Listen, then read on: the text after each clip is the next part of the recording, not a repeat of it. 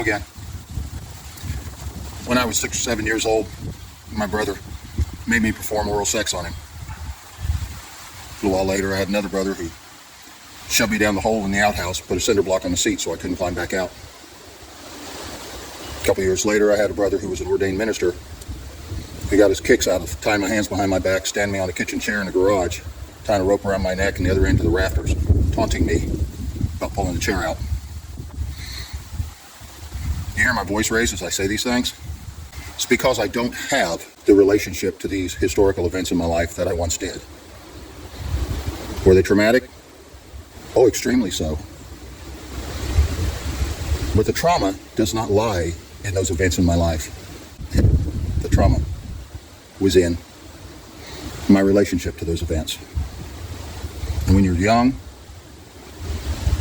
you can't really control that.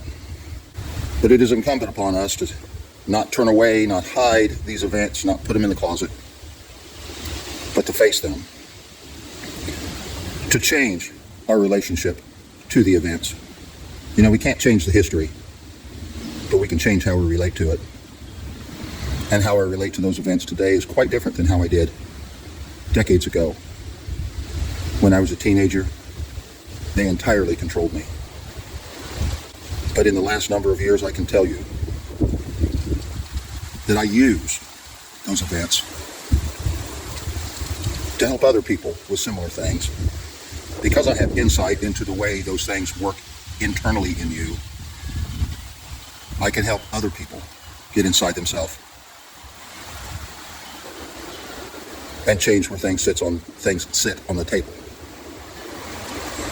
We can reach a point, because I have, where the things which cause us pain can actually be things we use to help others escape their pain.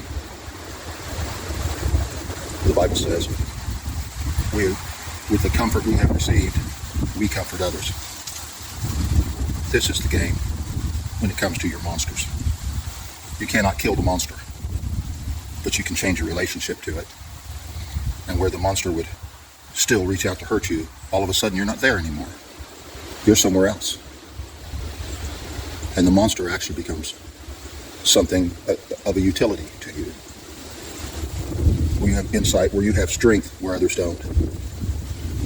The goal here is to stop running from the boogeyman, but make friends with it. And it can be done. You can change your relationship to those events in your life. And I know, because I have done it.